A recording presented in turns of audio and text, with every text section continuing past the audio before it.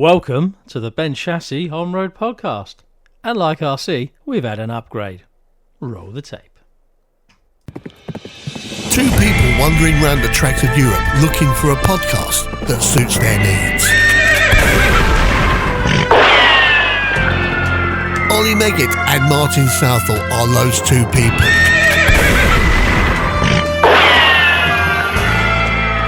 With the ability to chat shit about RC cars for less than an hour with their bare hands. The Ben Chassis Podcast. The podcast with no name. Except for that one. Welcome back. We're back again with upgraded jingles, as you can hear. Yeah, and thanks to everyone for all their feedback on the last episode. It's really great to hear from people, both online and also people come up to us at the track as well. Really great to hear people enjoying what we're doing so far, and particularly the TITC review with Chris Granger last time. That was a great episode, I think. But now, this time, we're moving closer to home. Well, our home. In fact, really close. We've now wrapped up the UK racing for winter time, so let's have a look back at that. Yeah, sounds like a good plan, really. And thankfully, there's a couple of us here probably who've got a bit of inside gossip on two of the biggest carpet championships in the country. Yeah, indeed we do. So let's get straight into it then. Welcome to the Ben Chassis On-Road Podcast. It's episode 4, Rugracers and EWS. Let's find out who's bent a chassis this winter. This is the Ben Chassis Podcast. An hour of your life you're not going to get back.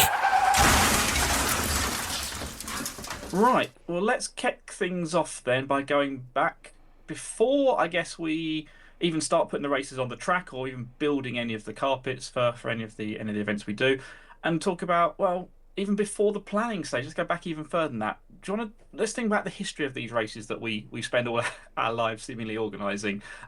You can kick off and tell us about the history of Rugracers. Where did it come from? Who was involved at the start? And yeah, how long has it actually been going for?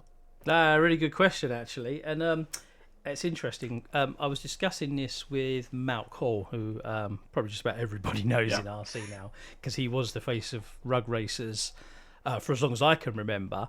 But as it turned out, historically, my involvement with Rugracers was even before it was Rugracers. Okay. So, and that goes all the way back to when I was a kid and when I was racing, and I used to race. The club used to be based out of Ware Football Club before it got demolished. And we used to race mini stocks, and that was run by Chris Brace. Okay. Back in the day, and Damien Pinder, and then they moved the club to Hartford when it became Hartford Radio Car Club. They did the off-road there, and then it went to Bulls Park, and I was still racing then. I mean, I was young, 15, I suppose, 16, 17. And then from there, it moved to Woodson Park, where it's home now, and has been since 2002, 2003. Okay. And then that was about the time, as Malcolm said, that there was Carpet Wars, which was ran by Ian Knight down at what was the excellent Maritime Club before we sadly lost that a number of years ago. And they decided then that they wanted to put a race series, as he said, a bit further closer to home for people. And that's when Rugracers was born. And that was back in 2004. So we're just looking at now 2005. They started working on it. So I do believe this year will be the 20th anniversary of the series. So, which is good and bad, because I suddenly thought, during all that we're going to have to find some extra cash now, because now we're going to have to produce some T-shirts or something like that for our 20th anniversary. Yeah. So, so that's the original history of where Rugracers came to be where it is today. And then Malcolm, just before COVID, I think, as well, when we had to shut down because we were due to race that weekend. Yeah. Of course, that was. I think that would have been our final round of the series. I remember we were joking just talking about COVID then. That we had a race which was literally the weekend before that. Yeah. And we were sort of joking around, going, "Oh, it's the last time we're ever going to be racing again now, because we're all going to have to hide away for the next year," joking about it, and then actually, oh no, this is actually happening now. So, I remember we sort of just got our series wrapped up, and you had one more round to go, didn't you, that year? We did, and the thing was, actually, as it turned out, we had the discussion beforehand about what we should do and whether we should carry on that weekend as well. And as it turned out, me and Ethan came down, so we weren't going to be there anyway.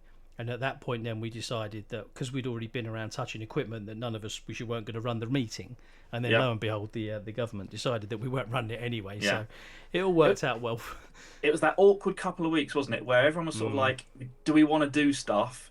But everything technically still open, and I know that was the hardest time, I think, for all of us in terms of organising events. But we can come on to talking about COVID and the impacts of that a little bit later on, I think. But that's definitely a kind of milestone, and that's the point where you sort of really then stepped up your involvement in Rug Race, wasn't it? Kind of coming back after COVID.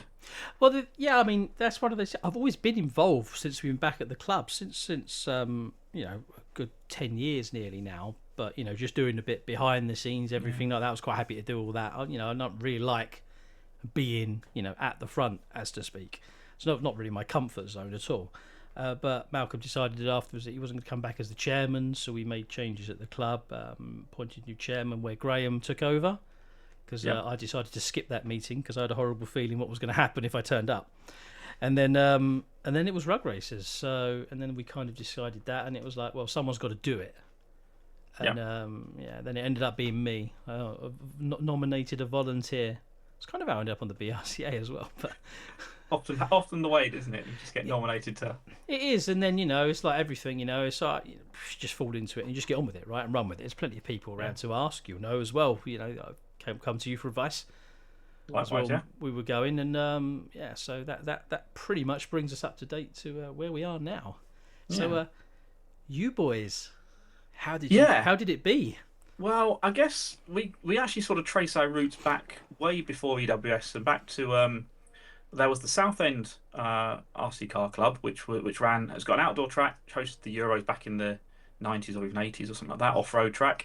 During the winter, when sort of on-road started becoming a bit more popular, they had an indoor club that ran on, I think it was a Tuesday night. And during the winter time, they got together with another club in Essex, which was at the time, it was Mid-Essex at the end of it. I'm trying to think what it was beforehand. So it became the club that became Mid-Essex Club, run by Keith Wright, who sadly passed away about a year or two ago. And those two clubs kind of came together and ran what they called the Joint Winter Series. And that was at Southend's old indoor venue, which was a relatively small track in comparison to what we race on today. But at the time, it was a decent-sized touring car track.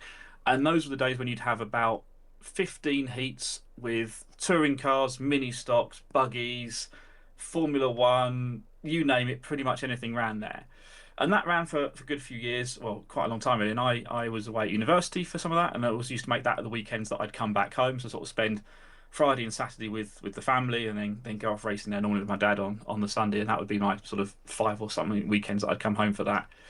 And basically that got to a point where that sort of venue that was no longer really sustainable for them, and they were looking to kind of almost sort of shut down and stop running the Winter Series. And also, as always, issues with the venue and things like that was becoming harder and harder to get the venue. And a lot of these places, particularly that sort of, it was almost like not like a village hall, but a bit bigger than that. And then you always have things like they want to do wedding bookings and things like that, and that doesn't really mesh with then the people coming in the day before that and running mucky toy cars around everywhere and leaving tables and stuff like that greasy. So that was sort of looking like that was going to kind of come to a close. And then we came across this venue that we're still in today in just on the outskirts of Southend, the Dean Sports Centre. And what happened was a few of us, myself, Dougal, Mark Caton and Mark Bonuto, we'd just gone to our first ETS race. It was October 2010 we went and did that. And sort of came back from that and was quite amazed at how differently that race was run compared to a lot of other races in that we've been to all around kind of the country, like nationals and stuff. That was the sort of staple. And we'd also been racing at Rug Racers and carpet wars and things like that, which had existed before.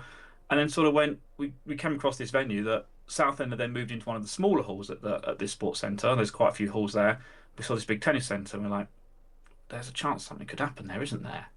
And sort of stupidly we went, let's see if that could happen. So you chose to do this.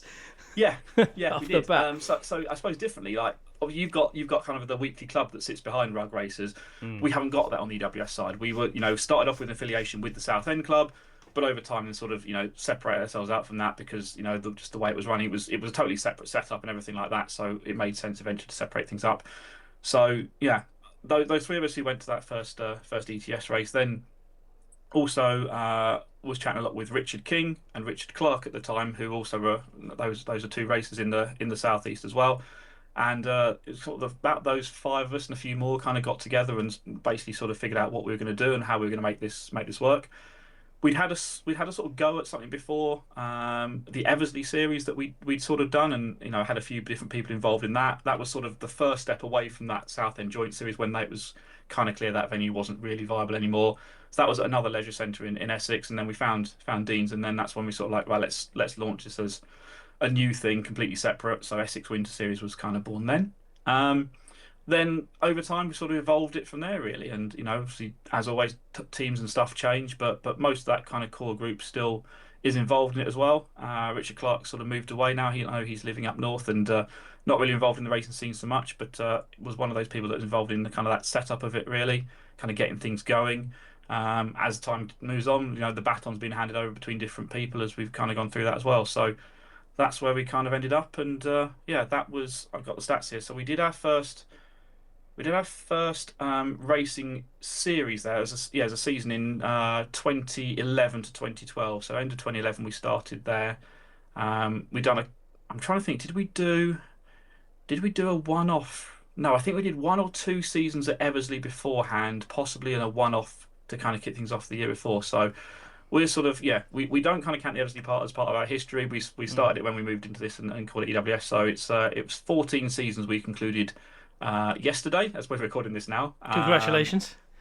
So it's going to be our 15th season next year. So still way behind you, but different things to do with it. So it was a shame we didn't actually get to celebrate our 10th season because that was the COVID. That was going to be the COVID year. Would have been 10 actual years. So we moved it and then celebrated the 10th season instead later on. But so that's where we've kind of gone to with it. And then we added in the EWS International in about the second year we did that as well. So I went, well, let's see what else we can do. Things have kind of kept growing from there in many respects.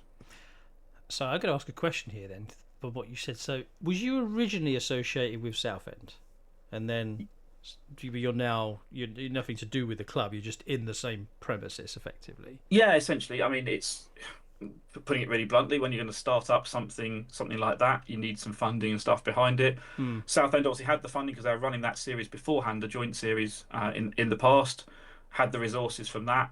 This was a group of 3 or 4 of us, 5 of us that was sort of like, is there something we can do here? You recognise you need a club behind it for timing equipment, for helping with scrutineering and all of that work, building the track, let alone and stuff as well. So it was in their venue. Let's do that, and lots of shared equipment. There was definitely in those early years things being ferried back and forth between the 2 halls, which was another extra thing to do when we were building the track. But then after a few years, it kind of got to the point where it could really stand on its own 2 feet, and obviously the Southend Indoor Club wanted to focus on what they were doing, and it sort of made sense for us to kind of become a separate entity really, and that's what we have been for, I'd say, just over 10 years now. Probably it's kind of separated from there, but obviously still in the same venue. A lot of the Southend racers still racing, very much racing with us, and anyone that wants a place to go and it's on the same carpet and everything as well. So it's a useful place for people to go and test and practice, and a good club that keeps on running there and keeps running week in, week out, which is really good. And I think that's one of the backbone pieces of racing, those clubs that can run run indoors throughout the whole year round, week in, week out pretty much, and keep racers coming into the sport as well, and build up to then coming to the big events like us and Rugracers. Yes, really good point you make there as well, because we are obviously still affiliated. We're actually the same group that run half a car club, half a radio car club, and the driving force has always been behind Rugracers is to support the club, and specifically to support the club during the summer. So you could almost see this as a plea now, because a lot of clubs, they have to shut during the summer because the numbers dwindle. So we run the club at a loss during the summer, so we can keep racers together, keep the community together, because there's always that if you don't run, they might not come back next winter, and we generally see that anyway. So we do run at a loss. So Rugracers is actually more important to the club than anything else, to make sure that we generate enough revenue to pay the bills for the summer. Because for those that don't know, probably don't, but I mean, how expensive life is as well. But everything's expensive. I mean, your rates are probably as ridiculous as ours. But going racing at these venues is not cheap. And as one of our racers pointed out recently as well, even on a £10 entry fee, how many activities can you go out and do all day with your kids for a tenner? You can't even go swimming for that. So the value for money you get is great. Oh yeah. But Rug Racers is critical for HRCC, and intertwined as well. HRCC is important for Rug Racers, as we know. We both do a lot of testing at the club. Yep. On the carpets, because we use the same carpets, we use the same additives, so we do a lot of the tyre testing there. So it's quite symbiotic. I think it's probably we're involved with each other more than people probably realise. Yeah. There's a lot of discussion that goes on in the background, because I think we've all realised that there's no point in having competition between race events, particularly we're 45 minutes apart, something like that. Yeah, I suppose. 45 between the venues. Yeah. There's definitely a core group of racers who go to both, and we want to attract as many racers as possible. And I suppose the selfish part as well. Why did we do EWS? Where did that come from? It was a kind of thing. I think that was the time when Carpet Wars that you mentioned earlier, which was being run in Kent, so not that far from us. A lot of us were racing there. That's when they were in their big the Black Lion Centre it was, and then they moved out of there to go to their indoor venue, and that sort of was the sort of kind of Carpet Wars was starting to kind of sort of tail off then as well. And I think Ian was like not so keen on doing that. They built their off-road track as well and putting more effort into that side of things too. So it was I'll be honest, it was a really selfish thing of going, how can we race on the best track possible? That's as close to us as as close to us as we can. Yeah. Well, we'll have to go and build our own one, won't we? Sort of thing. So that's kind of where that came from. But it's the financial side of it is massively important, and our model we know is different from many others, because we haven't got that kind of weekly club to either support us or in turn go back and support. And I think then we obviously work a lot with South End guys because it's in the same venue and that's fairly local for us. But absolutely, kind of working with you guys is really important, because we want to make it as accessible to everybody as possible. So if we can align things as much as we can, then that is going to help both our series. It makes people able to go to both really easily, and it provides a fantastic opportunity for people just to get even more track time. As much as people are probably going out there to try and win races, 90% of people are going to those events not necessarily going there to win, just going there to enjoy it and have fun. And if we can make that as accessible as possible by keeping things like the rules as aligned as we can, and just the way meetings are run so everyone knows what to expect, then that's just going to help attract more racers and keep both of us as busy as we can do, and give people places to race. Absolutely spot on, and that is the important bit. We don't want to clash on anything. We don't want you to choose where to go and race. I mean, sometimes you make a choice if you can't do one because of family commitments or what other reasons, but ultimately we never want to be on top of each other. So you could always, I mean, for people that will race 6-7 days a week, JK comes to mind actually. Yes, everywhere, every day of the week, in every part of the country. It seems. Yeah, I mean he must do like 1,000 miles a week just going between venues. But I mean, that's what we want to happen, though, right? We want to have the option. I can race there, I can race there, I can race there, and I think so far we're doing a pretty reasonable job of that. Yeah, and hopefully people, I think it's seeing the results this year in terms of how many entries we've all had and the races across there, that it seems to be that's what people are enjoying. We're managing to sell out all our races, which is really great. And we don't do the races necessarily to sell them out, but obviously that's a great thing that you get to that point. And it's kind of, for me, that's always the mark that says, we're doing something that's good here and appreciated by racers. All timelines, planning, all that business. Numbers. You release your numbers, your entry numbers? I guess people can always see them by looking at the results list every time. I think we have published them sometimes, so we're not hiding them or anything. If people, actually, to be honest, I've got most of the stats from the events we've done over the years and those entry numbers. I think I haven't added up the final numbers from yesterday as we're recording this to see, but I'm pretty sure that this year ended up being our biggest year so far for EWS, which is really cool in terms of the entry numbers. So what does that mean? Well, that just means to me we've got the most people racing that we can do, really, and that's what it's all about. If we can get an extra 5 people racing each year and giving them the opportunity to experience it without detracting from the rest of the experience for other people, and that's always the balance, isn't it? It's trying to figure out how many people can you fit into the hall, the venue, but also the time schedule for the day that makes it as enjoyable for everyone, gives everyone as much track time as possible, but still lets as many people race as we can do. Yeah, that sounds about spot on. I think I'm going to take a quick break there because I want a drink. Yeah, let's do that. All right. Come back in a minute. We'll be back with you in just a minute. This is the Bent Chassis Podcast. Let's have a bit more from Martin and I.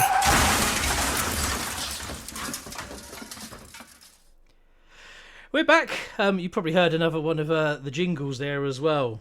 Some West Ham fan did that for us. No one worth talking about. I don't think. No, definitely not. Definitely not. So let's talk about planning then. Planning, timelines, how we actually get to where we get to, and how we get these things moving each year.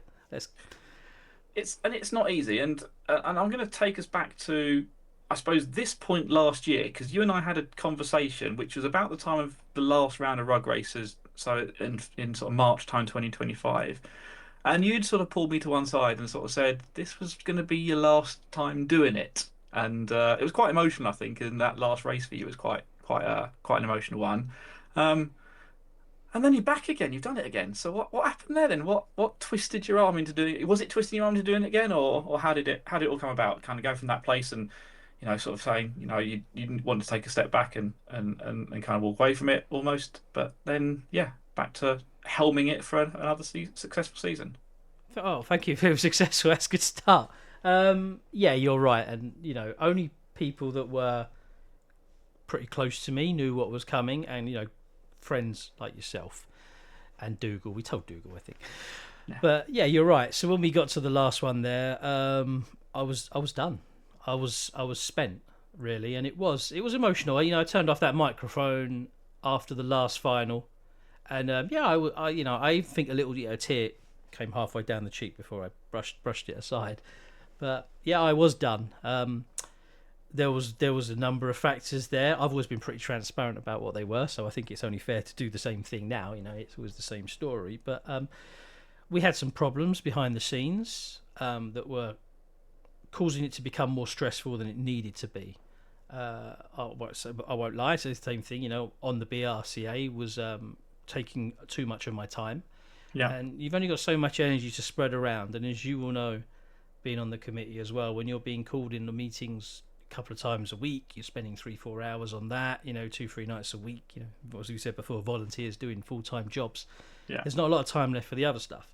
And then we had some trouble with the way our committee was, because we tried to do the let's go all-inclusive approach, the all-you-can-eat buffet. So instead of keeping it on the core 3-4, we decided to open it up to the rest of the larger group. So there was like 10 of us or 11 of us at that point. And it was becoming difficult to get anything done. Everything was almost becoming, by committee. Not everyone was agreeing and stuff like that. And we ran with it. And then we come some difficulties where some people were like literally withdrawing their service if they didn't get their own way. And I just thought, I can't carry on like this, so I'm just not going to bother. So we said I was going to step away and call it time, and I did. So obviously, we came off the end of it and we were done. And then I think it was a good few months down the line where I'd kind of settled on the fact that I wasn't going to stay on the BRCA anyway.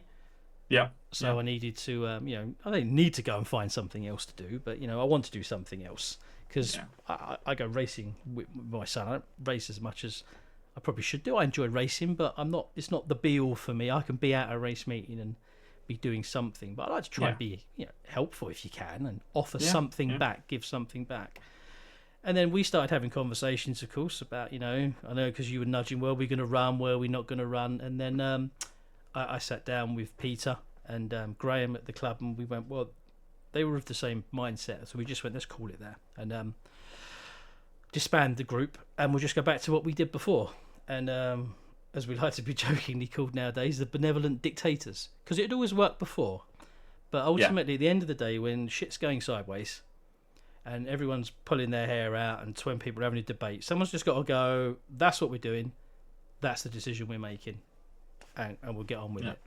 So we went back to that. I got talked into it. I mean, to be fair, there was a lot of people that did. I had some good good hearts with people as well that knew it wasn't going on. And I didn't realise, if I'm honest, what it meant to as many people as it actually did. And that was really what turned it around. And I'd got to the point where I was being put off from wanting to do this by the few.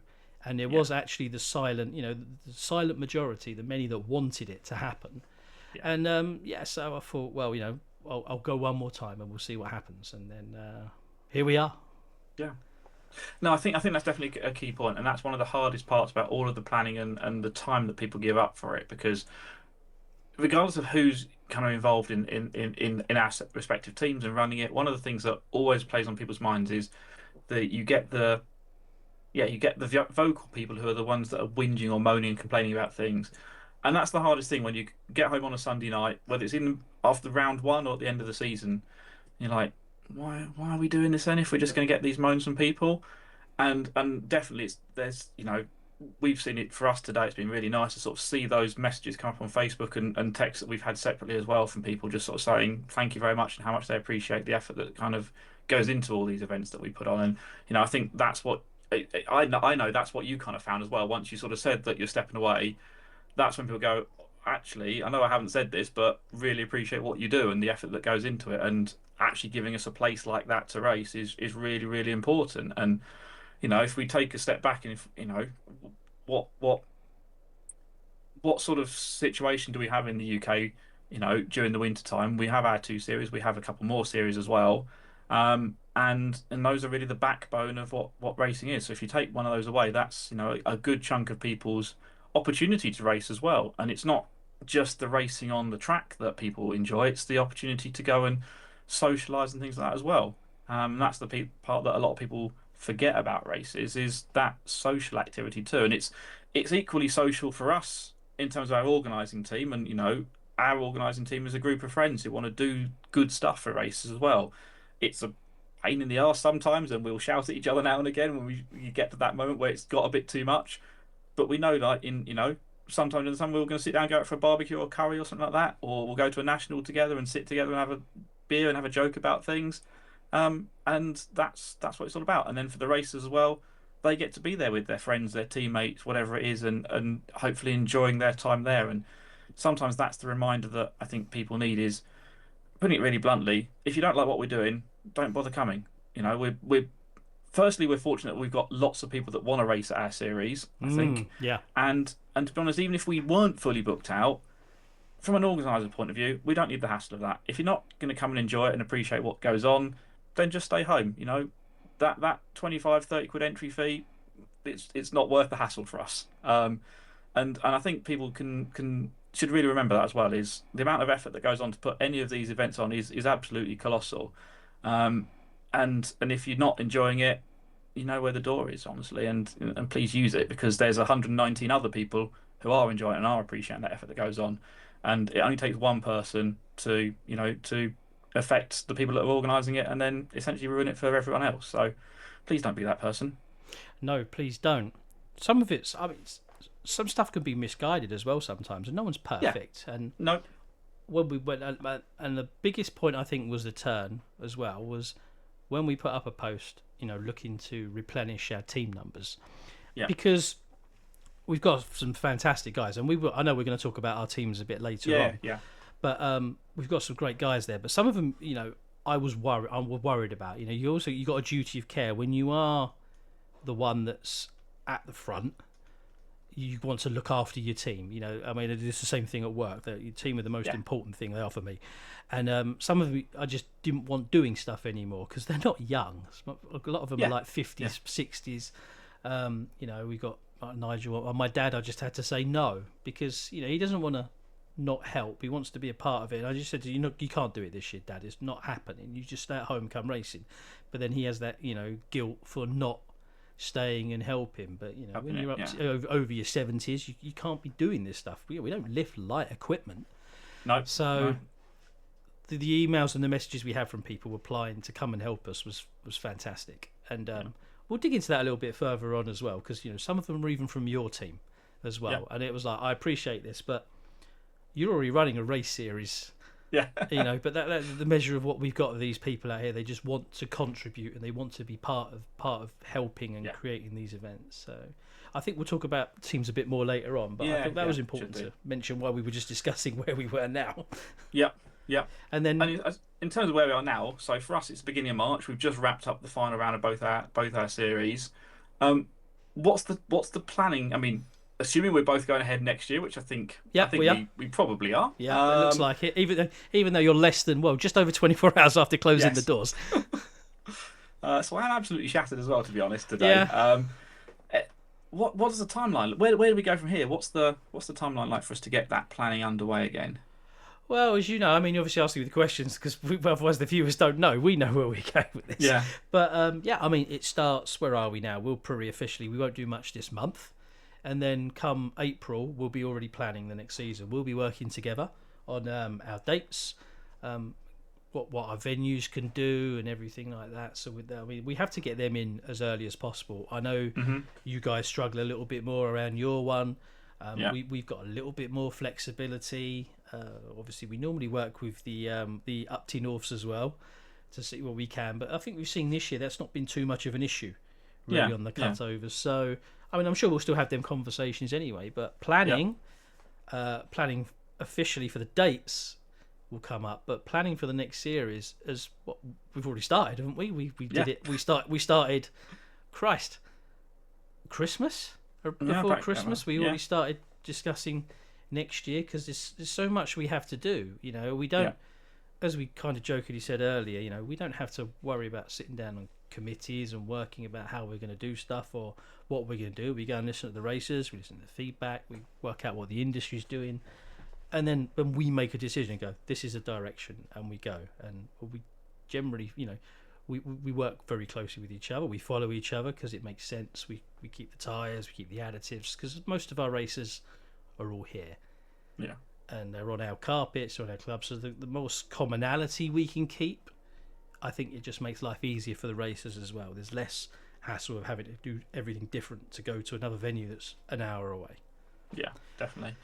And we've seen some really good examples of that in the past, which it's one of those moments where we don't do this for sort of like look at how great we are, but the moments where we've done something that some people have told us is the wrong thing to do, and actually turns out being absolutely the right thing to do. And I think a really obvious one that stands out for me is the changes in front wheel drive we've done over the last couple of years, where we've essentially moved very much away from the way that the nationals have run their rules and regulations. We went to the slick tyres, went to the different RPM limit gear ratios and things like that. Basically to align with what we were seeing at ETS, and we raced at ETS and realised from our perspective it looked really good and that was a better way to do things. And I know that sort of time when those messages went out to people and said this is what our rule set's going to be, the sorts of comments we got back from people telling us how wrong we were and how we were destroying the class. And then this year, did it destroy the class? How was your entry count this year? For front wheel drive, 84 entries, unique entries. 84, right? 84. But do you remember what you got to in the end for that? I think we got to about 55, something like that, which was more than we were expecting. So we increased our front wheel drive allocation this year because of that. So did we? Basically most front wheel drive cars we've ever had. And still, unfortunately, there's still people on the waiting list in many of the rounds as well. So we try and get as many as we can. But so I think we got it right. Oh, I think so. I mean, that went all the way back to the tyres, didn't it? Because we knew, we knew what the internet isn't telling everybody at the time, that we weren't going to be able to get that build anymore. It was done. Yeah. So we had to do something new. Mm-hmm. I think you came to the club, didn't you, with Richard? We spent a day up there testing at your club day. And we had, 4, I can't remember how many different builds of tyres we had now. Yeah. But we had a lot, and we spent a long time testing them. So we did it. I think we did it the right way. We gave it to the shit drivers. Yep. I'm not going to name anybody specifically. I had to go. And we also gave it to some very, very good ones as well. Yes. That are right up the front racers as well. So we got a good understanding, and we came up with this build, which inevitably ended up being the ETS one as well, as it turned out. We did that. We fixed the gearing, and we went with that. And then we had you've ruined it. Shit, it's never going to fill up. And we opened booking. And I'll lie, I was nervous because you read the comments, but it was only like a couple of people commenting over and over with each other. And it's that, again, you said earlier, is the noisy minority, not the silent majority. So I was really nervous when we opened booking in, and it opened at 7 p.m. I think it was, And I'm looking at the numbers, and looking at it, and also nothing's happening. And then it's fronty, and it's like, okay, encouraging. And then I think I nervously went off and got a drink, and I came back, and fronty was filling up really, really quickly at the time. And then we were up to like 55 entries in less than an hour. And it was at that point then I thought, I don't think we broke it, did we really? No. I think it's okay. And the racing as well, I think, has been really, really close and really good in front-wheel drive this year, and it's made it, easy for people. Everything works from the start. And I think that's one of the moments where you sort of give yourself the pat on the back and say, no, we were right to ignore those noisy people online and do what we knew was the right way to go with things. Yeah, absolutely. And we did again this year as well, right, with the speed controllers. I mean, we didn't have a choice because, again, the speed controllers discontinued. So we did our planning, winded all the way back to like December last year when we knew the speed controller was gone before it was announced. So we decided then that we would fix the speed controller because we didn't want anomalies over the winter of people having advantages over anybody else. And we was told again then that we'd killed it all and we ruined it all. But everyone went out and got the speed controllers. I think a lot of places discounted them quite heavily. Yeah. And then the entries opened up and we were full again. Yeah. So I mean, there's obviously been some publicised issues with this new one, and I think it's right to talk about those because we have seen them. I know every driver's been affected at some point. I believe they're on top of it now.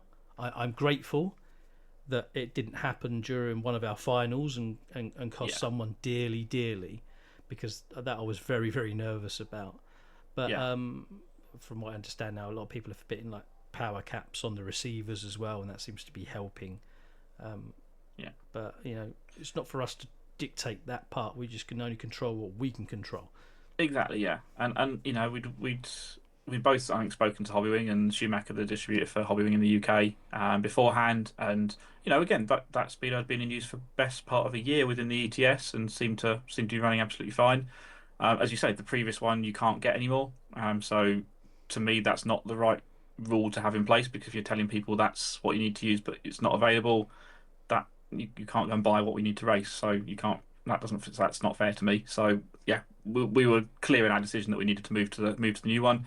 And it all started off fine, and I don't quite know where these issues have come from. I know the Hobbywing team have been working on it, so I think, as you say, we've got quite lucky in terms of how it's not massively affected the results, as I haven't had those issues sort of in the middle of the final and affected the championship outcome or something like that in that way. But I think obviously the first thing we know going forward is that some work for us to go and do and work with manufacturers. And I think it's really positive that we have that sort of opportunity and relationship with them, that we can go and have those conversations. And I'm ready. I already know that when I go off to ETS in a couple of weeks' time, I've got a chat planned in with the Hobbywing team there to go and sit down and talk about it, talk with the ETS team about it as well, and figure some stuff out. So I'm sure that's going to be the positive way to move forward with it. And it's really good that those sort of manufacturers recognise the value of our series and therefore are prepared to kind of come to the table and talk about it, and hopefully help us to get it resolved. And I'm sure we're again going to find the right outcome and the right set of rules for next year. Well, you hope so, right? So I mean, we're staying around the rules and classes, etc. So how did we get to where we got to this year? Anything big change at EWS this year? I don't think we didn't really want to play with the rules too much. Everything seemed to be working quite well. We've sort of seen things evolving over the last few years. Again, in my mind, that's sort of trying to be on the front foot. So we decided, matching yourselves a year or 2 years ago maybe, to basically slow our stock class down from the 13.5 motors to 17.5. So that would kind of continue. That sort of created a pretty level playing field for things as far as it's going to be. As we say, the front wheel drive class, we knew where we stood with that. Didn't need to change any tyres and things too, so that was good. So I mean, really, our focus for this year was actually on the way we branded the events, and we invested quite a lot in getting new branding done, so the banners all matched and things like that, flags to go up as well. The gazebos we used at Race Control, which I know everyone laughs at, but actually it makes it a lot easier for us actually on Race Control to get good contrast on the screen, and just adds a bit more colour to the track as well, and tries to hopefully make it a little bit more professional. what did you do on your side this year? What was the things that you invested in or changed? Good question, actually. Two things this year. So the first one was we changed our qualifying format from FTQ, rocket round, to round by round. A controversial choice in some parts, but it was driven by, I looked at the numbers from the year before, and quality, I think, is important across your classes. If you've got drivers there that are like massive skill differences, you've got problems. It's hard to manage the track, and it's not easy for anyone to race on.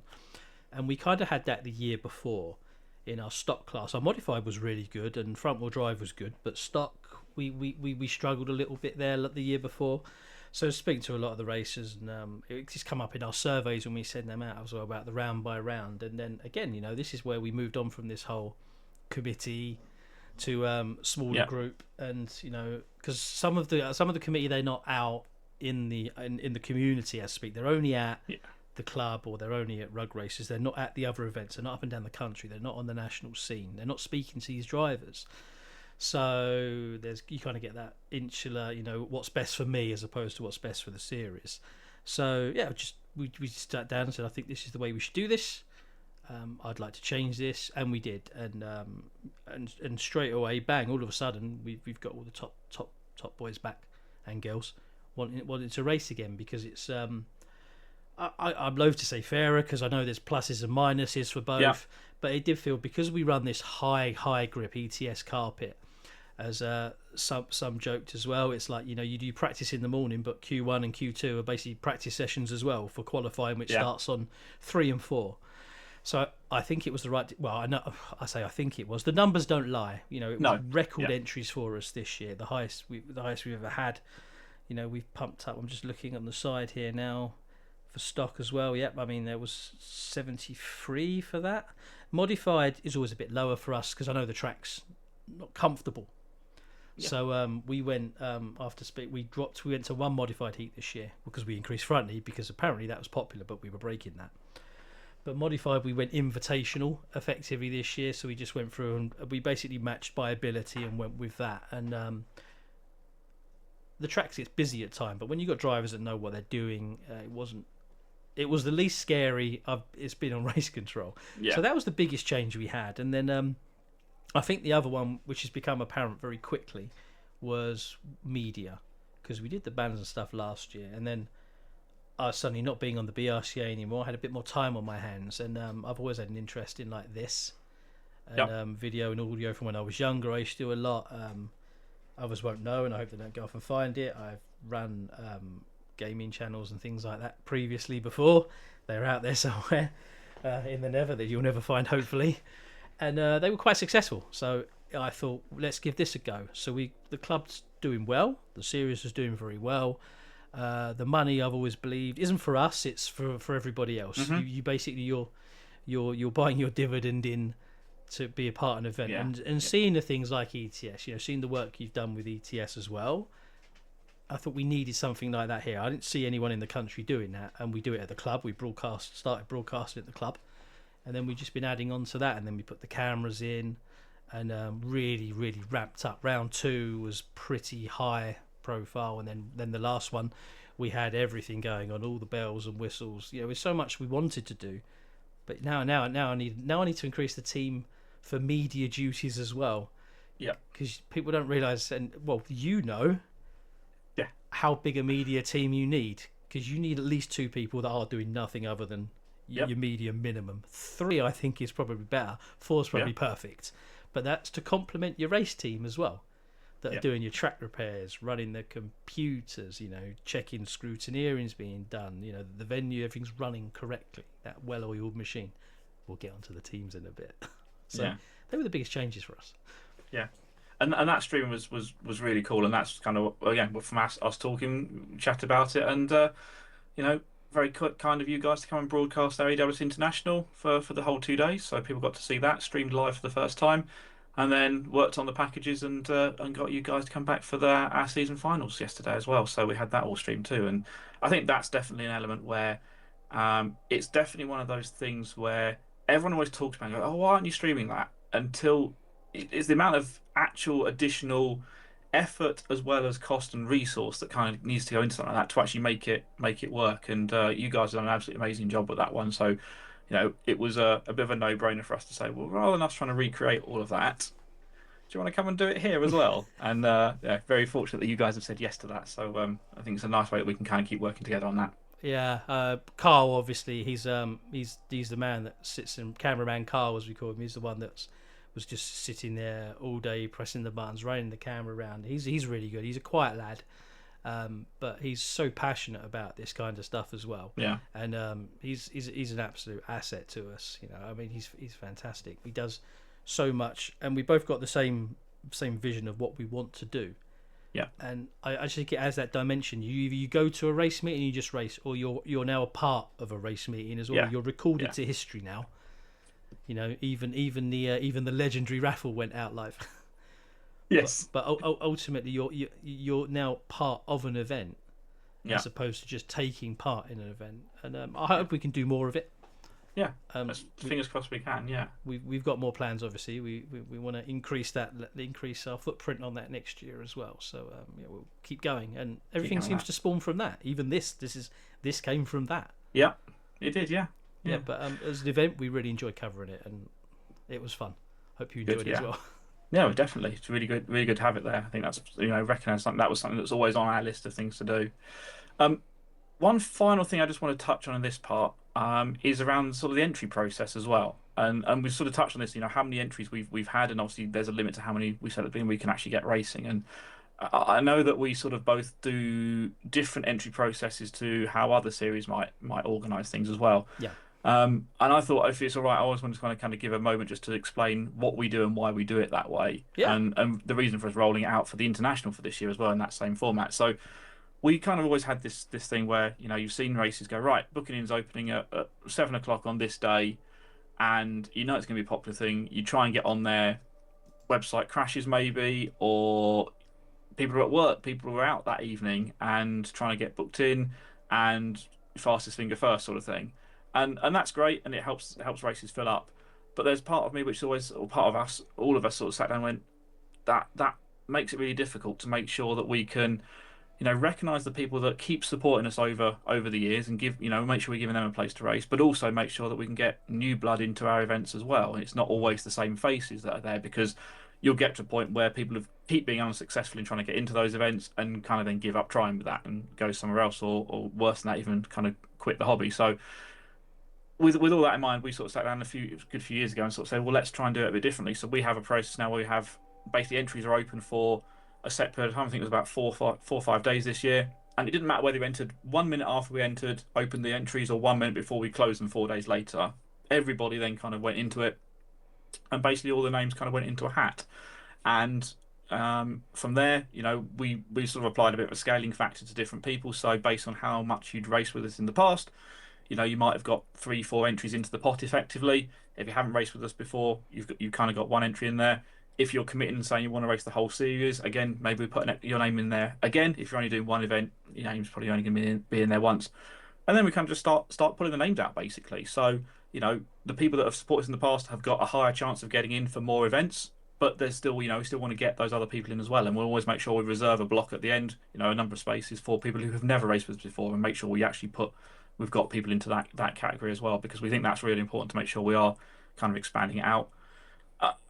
We want to get as many people racing as we can do, and we couldn't get everyone in this year. So what essentially ended up happening really was most people kind of got in for 2, 3, 4 rounds maybe of the season if they wanted to do all 5 of them, and then we sort of ran a waiting list, and if people actually wanted to commit to it and were happy to commit to it, actually when we look back at the stats, I think everybody who entered in that initial period got offered at least 4 of the 5 rounds, I think.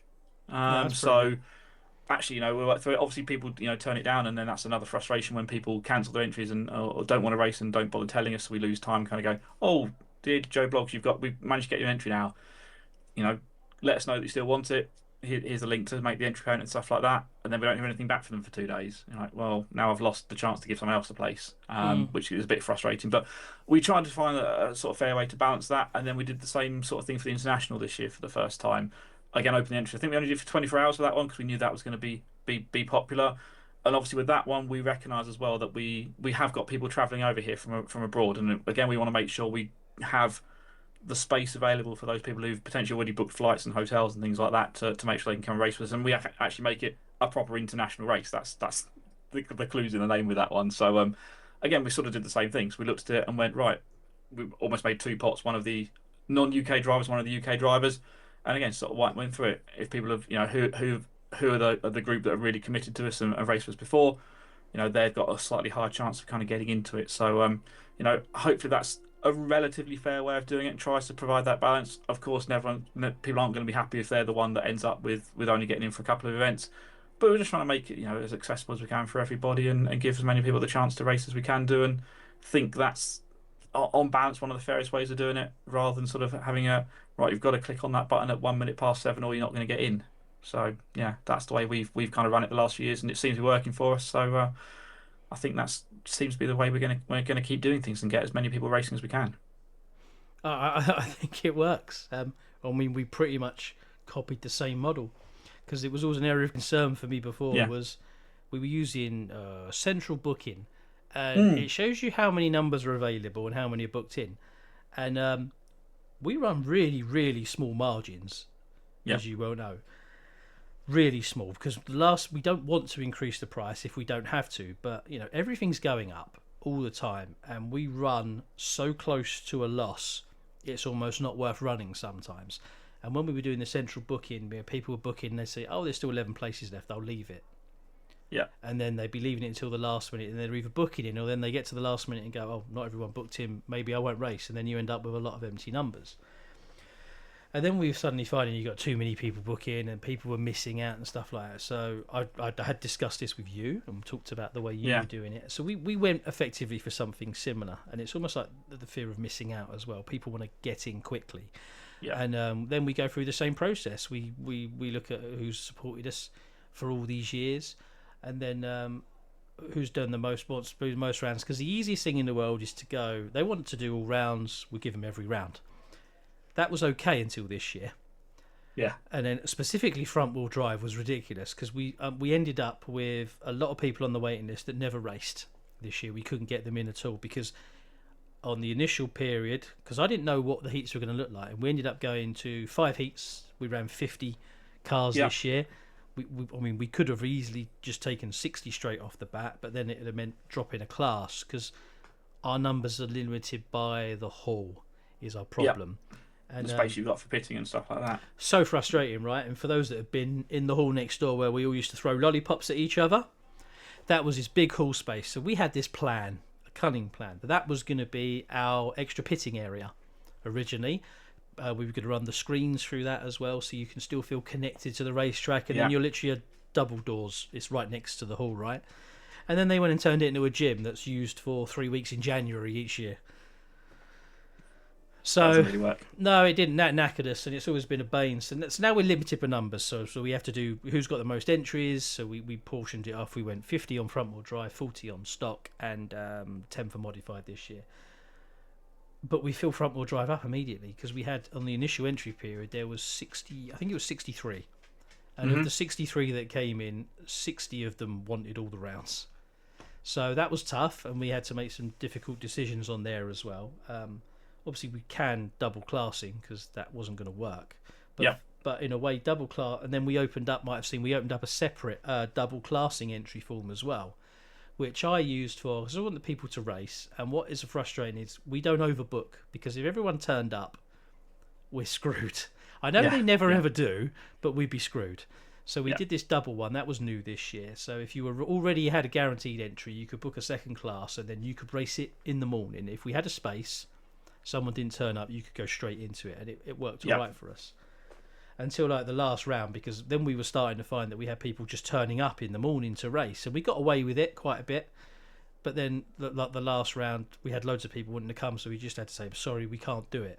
And then still frustrating, you lost a couple in the morning, but it did mean some that were there, Adam Southgate and Ethan were recipients of that. Like literally in the morning, I think Adam getting the entry at Celia Clark. Ethan had his at oh no, he was at the track, and you got a message there at like 7:15. So get your car ready. There's a space now. Yeah. So we do the same thing. We just have to go through the lists, work out the fairest way of doing it, and then we do that lottery for the extra spaces to fit and see where we are. I don't know a better way of doing it, to be honest with you.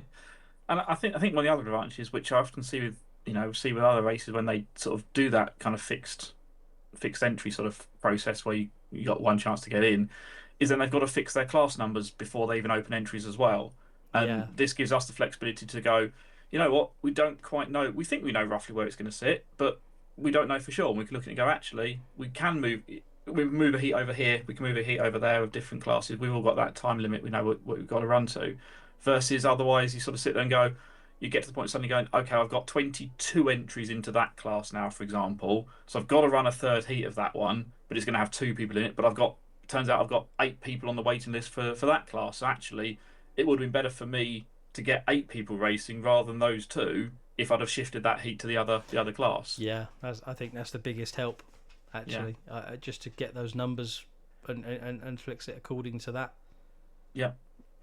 Is what it is, but it's better than Tetris, right? Where you get 2s and 1 entries, and they're like, "Oh, I really want to race," but then you're going through the board and you're trying to find a hole. The 2s never line up. Exactly. The 1 and the 2 never line up, and it's a lot of administration. A lot of this is more complicated to do it this way, administratively overhead. Yeah, definitely. It takes a good week or so just to get everything done there, and then all the constant sending the invoices and all that afterwards. Yeah, but if you just paid, it would be good. So we are where we are. So I think that probably covers off all the sort of background and the planning, the behind the scenes stuff. We should probably talk about what actually happened at our races then, shouldn't we? We should. Should we take a quick break and come back and talk about that? We should definitely take a quick break, wet the whistle, and back in a sec. This is the Bent Chassis Podcast. Let's have a bit more from Martin and I. Right, so what actually happened at the races then? As we said, this podcast isn't about running through the results list and stuff like that. So what has really stood out from us from all the events we've seen this winter? For me, I guess the obvious one is our modified championship coming down to the final race of the whole season for us. Obviously, Elliot had a grasp on it. It looked like during the day and TQ'd and won it, and that secured the championship. But for actually to come down to 3 drivers in with a shout going to the final round is really, really close. It's actually the second year that's happening in our modified class, which is really good. And it's been a really close set of races between those top 3, Elliot, Kyle, and Alex, all season long. And it's been just some really great racing all the way through the finals, I think. On your side, I guess front-wheel drive was the one that came down to the season finals, wasn't it? All the way, yeah. And literally 2, because we run 2 leg finals. So each one's a championship score. So even with 3 rounds, it's 6. 6 scores, yeah. With 4 to count. But all the way to the wire. And that's kind of what you want to see, I think, as well, really. It's nice to just get to the end, and then, it ain't over until the warble, until the checker flag actually drops at the end. But I mean, watching what we did yesterday, the videos obviously is there. It's committed to history as well. The modified final, the videos for everyone, if they haven't already gone up yet, will be up soon as well, so you can actually watch all the raw footage as well from them finals as well. But to watch it all happening in real time, but over the day yesterday, because we did the interviews with the drivers between, and they're all really good lads. We all know them really, really well. And when you chat to them and you see them walking around the pits yesterday as well, you can feel the nervousness in the air. Yeah. Because they're all there to win. They really want to win. Yeah. And that's why they're there. But they enjoy their racing. They love their racing, and you could see the nervousness. So you give them a little bit more space than normal in the jovial conversation, because you can see they just want to stay. That they're locked in on what they're trying to get done. And I thought it was great to watch it trackside. So absolutely. We didn't want to stick the cameras too much in their faces.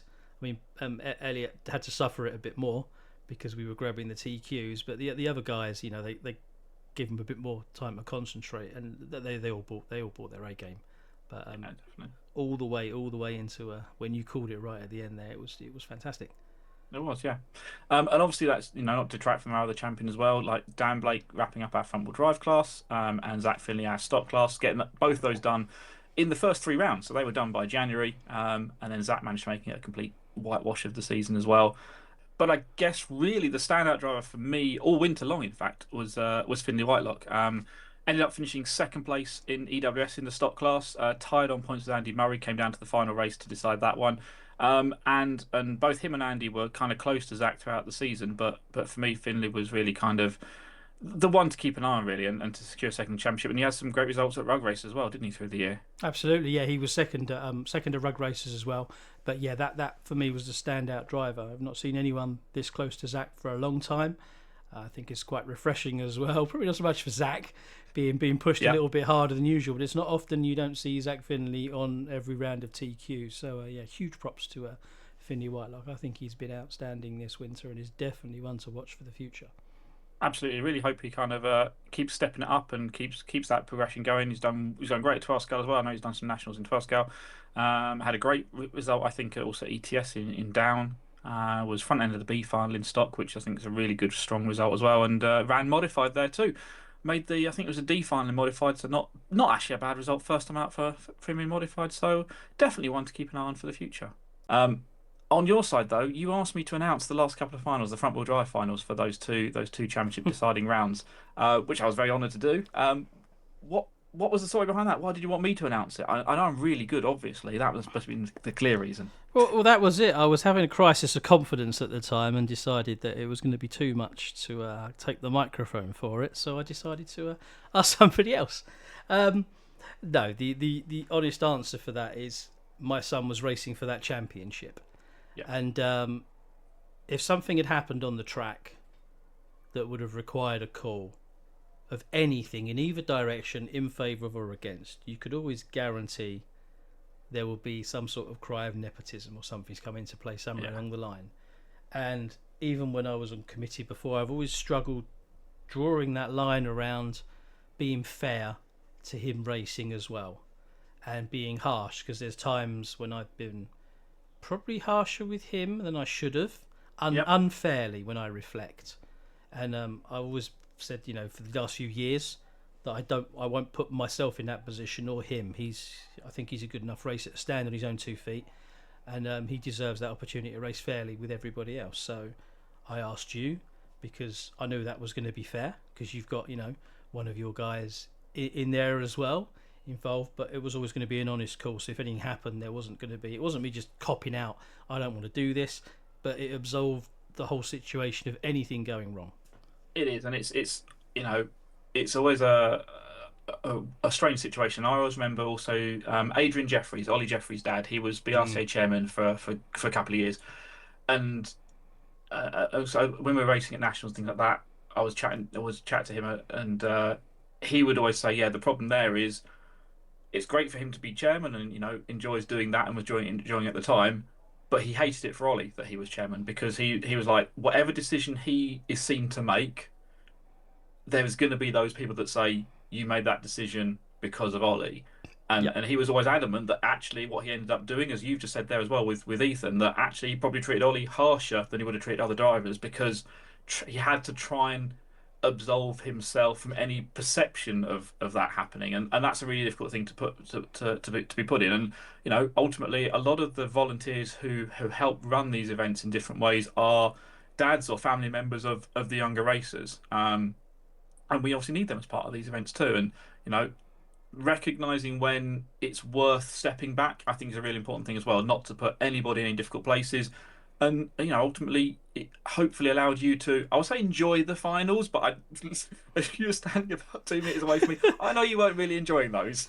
No, I wasn't. And because he just did the double, and he just did, because you did the touring car as well beforehand, right?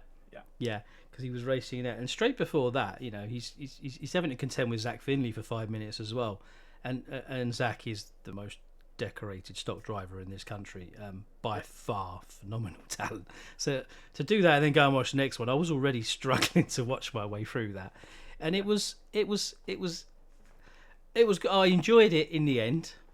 It was tense to watch because it was so close, but at least thanks to you, I could be a spectator. I could be a dad, and just watch the race and enjoy the race, and that's what we ended up with. I was pleased as punch. So I really appreciate you doing that for me. Thank you very much for all of us. Really good to do it. Really good to do it. And it was, the first race wasn't one we want to particularly remember, but the second race, I think they were really good races. The second one was a really good race, and ultimately that crowned a worthy champion. So you should be proud of what you achieved, and yeah, absolutely. I think in the right way, did the right thing to do that as well, to step away from that, to be the dad for those 5 minutes. Yeah, it gets easier. It does. It was part of my reason to step away from the BRCA as well. Yeah. In the end, I mean, we'll cover all that. I think we'll talk about all that with the BRCA stuff. That's definitely a podcast, and that, isn't there? There is stuff, but there was times at the racetrack where people were like having a dig at him about stuff that we were deciding in the background. It's nothing to do with him. And if it's going to affect his racing, I'm just not doing this anymore. Not doing it. No, absolutely not. I didn't need to. I think it's worth us also probably touching on the other race series that have run around the UK as well. There's not just two of us that are doing this, and I suppose the ones that stand out, the other most famous and well attended ones are the MICC up in Telford, and Carpet Legends taking place in Stevenage as well. And I think if I reflect on it, it's probably, in my mind, it's actually the strongest racing scene we've had in the winter in the UK for on-road racing probably ever. You've got 4 really strong, popular series that are catering for different parts of the country, and actually different groups of races as well. Because you talked about, we obviously want to try and work together as much as we can, and date clashes are the obvious one. But when you've got 4 series trying to get the right dates, and everyone's got restrictions, there's going to be clashes. But if I looked at it, the actual crossover in terms of drivers from those isn't that great, really. Particularly, you've obviously got MICC being that bit further away. There's very few that were sort of racing there and at one of ours as well. So I think it also demonstrates how strong touring car racing I think actually is in this country. And people often think it isn't, but if you look at it, there's potentially 250 different races that have been part of those 4 events over the winter, which is, I think, a really good number to have. Any given day, yeah, there are. They're all full. They're all busy. Yeah. I've raced. I've been present at all of them series this year as well. Obviously, I mean, the bit of mine. We've been at EWS. We've been regular EWSs for long enough. Yeah. MICC, we've attended that for the last few years as well. We only did the Foot 1 round this year. Unfortunately, clashes with other things. Going out on like Christmas parties and things like that put paid to the others. So we only did the first round of that one, but we've been there for the last couple of years as well, and it's always full. That's in a really, really big venue as well. Baldy does a great job up there.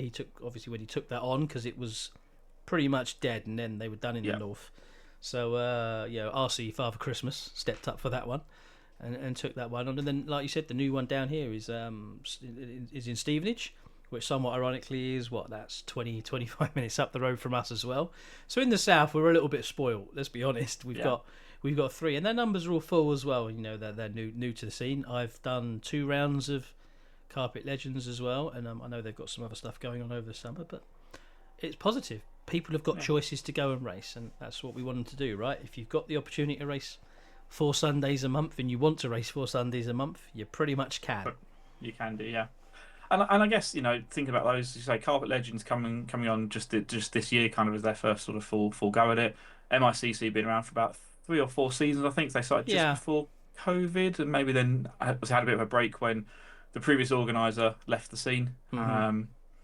And obviously, they've got different styles of race meetings as well, so giving people an opportunity to do different things and different kind of motivators behind it as well. Both those kind of backed by some strong model shops and businesses behind it too, which is obviously gives them a good incentive to run a good race series to get people going there to be spending money in their shops as well. Yeah, but it's all part of. We said this before, haven't we? We're an ecosystem. Yeah, and we all need each other, or none of us could do anything we do. And absolutely, it's. I think it's in a good place. It is. Yeah, I really do. The Facebook isn't always correct. Yes, absolutely, and I think that really, that really hopefully opens people's eyes a bit to how much racing there is going on in the UK, how many touring car on-road races there are across all different classes, front-wheel drive, stock, modified, etc. People wanting to go racing and finding those events to go and race at, and that puts again the industry in the UK hopefully in a good place as well, and that allows those shops to keep supporting the different race series and being part of them, and the manufacturers to realise this is a location and a set of events worth investing in as well, because more races you get, the more parts that everyone's selling, the more development opportunities you've got for cars, and the more promotion you've got. We certainly know that all the manufacturers definitely use those podium pictures. I've seen them already flashing up on Facebook from everybody as to our car's champion of this series, which is a really good thing, and shows what it means to people. And giving people those different opportunities to race is really important, and it's really good to have that, I think, across the country. Yeah, that's what we're making. We're giving them that opportunity and that platform to do that as well. Yeah. So I suppose the final part for us to talk about, we've mentioned this a few times, is actual teams. Despite what people often think, and I know a lot of people do think this, it's not just you, it's not just me that make these events happen. And actually, I always sit there and argue, I think I've got the easy job because I just click go at the start of the day and talk a lot, which is what people see. Yes, there's a load of stuff behind the scenes as well, but it's actually the effort of the team to do all the stuff we talked about the entry process. So that's not just one of us sitting down and trying to figure all that out. That's a group of each of us get together, I know, and go through those processes. You get to the Saturday of the actual race, or even before that, there's different people have got different responsibilities. Right, mate, you got to make sure that gear's there, make sure that's working. We've got all that stuff. You've talked about your media stuff and the role that Kyle plays in that, and making sure that the vision of where that's going is there. Then building the track on the Saturday, that's a huge amount of effort for everybody, and preparing the venue. You've got to build a driver stand as well as part of that too, which is no mean feat. Packing it all away and then going, right, what do we learn from that, and how do we prep for the next one?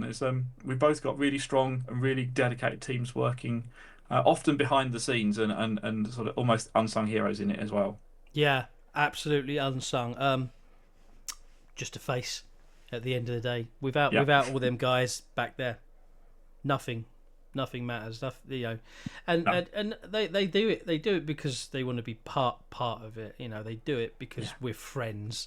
Some of them begrudgingly do it, to be honest, but they do it because we're mates, and you want to help your mates out as well. But I don't know how many words you can use to describe these people.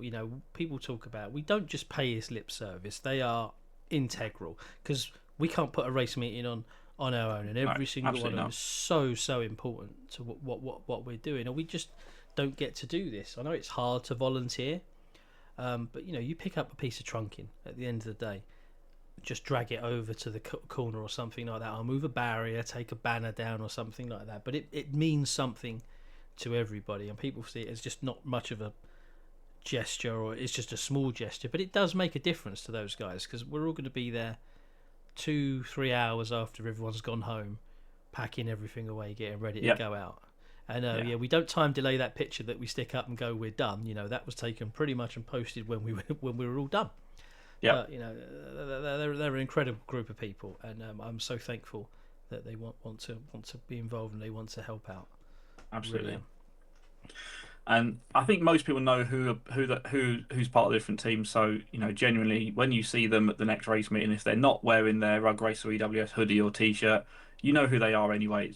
Just go up and say thank you to them, because they're giving up their time to do this for you guys as well, to go racing. Yes, they want to race as well, and there's that selfish element, which is, if we can be part of this, we can help make this even better as well. But definitely, it's doing it for the 100 people that are there on the day. So none of us can do it without that whole team. Well-oiled machines that make it all happen. Wholeheartedly agree. Just a thank you to them. It makes such a difference. We're all human, right? Everyone wants a pat on the back occasionally. Indeed. Right. I think that's wrapped up us talking about this. So let's take a few seconds and then we'll preview the next one. Roger. Be right back. This is the Bent Chassis Podcast. Let's have a bit more from Martin and I. Well, hopefully everyone's had a bit more insight into what goes on behind the scenes of these events. It's been a really fantastic season, and I speak for us both, but we're both very, very grateful to all of the racers for choosing to spend their Sundays with us. Yeah, absolutely. And I know a lot of us also are incredibly grateful to the RC companies across the industry as well. They support our events. And not only does it take a lot of work, but it also takes a lot of cost, as we've touched on as well, to make these things happen. And the support from companies that support our races is really what makes it all possible. So thank you to them too. So where do we go next? I guess, a week or so's time now? Yep, just over a week now. You'll be on a plane to ETS, Vienna, won't you? Yeah, that's right. Yeah. So I'll be trying to do, I guess, my usual mix of helping the ETS crew out, doing some media stuff, helping Scotty with the announcing, no doubt make some little videos and stuff as well with RCTV, as well as trying to do maybe a bit of racing myself as well. ETS finale is always a good event and a little bit special, really, and nice group of people running the Vienna show as well. So looking forward to that, and that should be a great event as well. Yeah, so looking forward to that in just over a week's time. I guess that'll actually be the end of the carpet racing for, well, everyone that races indoors before they go outdoors. So maybe our next episode we'll have a chat about that and what went on there. Yeah, absolutely. Sounds good to me. So let's close out episode 4 right here then. So hopefully you've all enjoyed that, learning a little bit about what goes on behind the scenes of all of our carpet racing in the UK. Join us next time to find out who's bent a chassis at the next race. We'll see you then. Bye-bye. Bye-bye. Fast laps, clean lines, that's how we go. Thanks for tuning in to the Bent Chassis on Road podcast show.